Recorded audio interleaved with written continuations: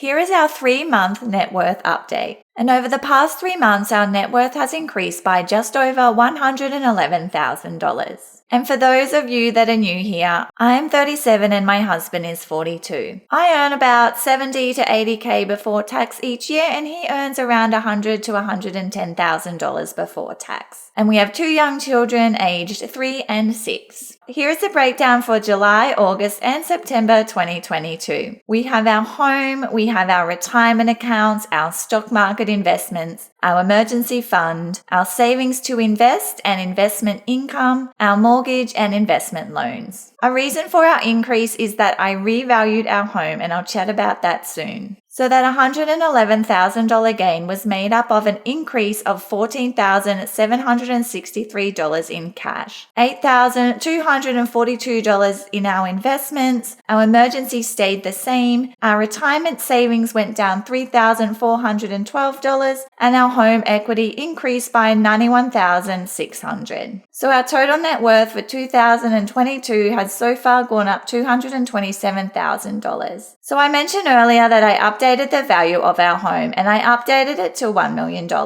I used a combination of the value that's on realestate.com.au, and I also took the value that is listed in our banking app as well. And then I just valued it at slightly less. Of course, I must mention that everything in this video is for entertainment and general information only. I'm not a financial advisor. You can read my full disclaimer in the description box below. So here is how our investments went over the past 3 months. The yellow line is my portfolio and the orange line is the index. Our portfolio in the past 3 months has increased by 2.02%, while the index was down 1.01%. So my portfolio did better than the index, which isn't always the case. And I also like to look at how the all-time return of our portfolio has been since we started investing in February 2018. Our portfolio return has been 0.75%, and that's thanks mainly to dividends, while the index has returned 6.61%. So not so great compared to the index there, and something that I'm working towards. Although the main reason our return isn't looking so great is because you can see we put a lot of money into the market here, which was pretty much at the top of the market, which really has thrown out our overall average return. These calculations that you just saw are from ShareSite. ShareSite is a portfolio tracking tool that I use and love. And the best part is there is a free plan if you have under 10 holdings, and I use that for many years. But if you do decide to sign up for a 12-month paid plan, using my link you'll save 4 months off the purchase price of that annual premium plan. Okay, so now let's look at our investment income that came from dividends. We have a projected annual income of just over $16,500 annually before tax. We received quite a large payment in July and then 2 smaller payments in August and September. This money gets deposited into a separate bank account, and then we use this money to pay the interest on our investment loans. Recently, I also switched to using this money to pay the principal as well. But with the recent interest rate rises, the amount coming in isn't quite enough to cover both the principal and interest. So I'll need to top it up a little when it runs low. So if we just look at the dividends covering the interest, in the past 3 months, we received just over $5,000 in dividends. The interest payable was $3,200. So that means there was a surplus there of about $1,800. But then if we look at paying principal and interest payments, the payments are more than the dividends coming in. So that does mean we are going to have to top it up. And of course, if you are enjoying this video so far, don't forget to give it a thumbs up because it really does help to support my channel. I've mentioned before that we have a goal to pay off our mortgage in 10 years. The dates are easy to remember as we moved into this house the day before my son was born. That's a story for another day. So we are just over 6 years into that 10-year goal. So to be on track with our goal in September, our balance needed to be not quite $261K, and our actual balance was just over $248,000. So that means we are $12,780 ahead of our goal. This includes money in our offsets, but it doesn't include our emergency fund savings. And here is how much interest we paid over the past 3 months. Such a big difference from the previous months thanks to those recent interest rate rises. Our interest rate is 4.54%. And I like to calculate the daily interest charged, and it's currently $16.73 a day. I just divide the interest charged by how many days in the month. And here is our savings, a little bit more consistent than the previous months. This is because I'm paying myself from my husband's business monthly now rather than in big chunks like in February and June. And this is our savings rate. So far for the year, our average has been 48.55%. And here are our top 5 expenses for the past 3 months. The mortgage was our highest expense, followed by childcare, then food and household bills, which includes our water, rates, electricity, and our home insurance. And then medical, which is mostly health insurance, medical appointments, and purchases from the pharmacy. You will notice in my categories that we have changed the name of our holiday fund to our Best Life Fund, and we have a plan to add more to this. We still use this money for holidays and experiences, but also for updates around our home. We would like to do some renovations in the next couple of years. And here is everything else. Non-essentials is pretty much anything that doesn't fall into these categories and that isn't a fixed expense like all of our direct debits. I would like our Best Life Fund to be much lower down this graph, as I really think it should be in our top 5 expenses.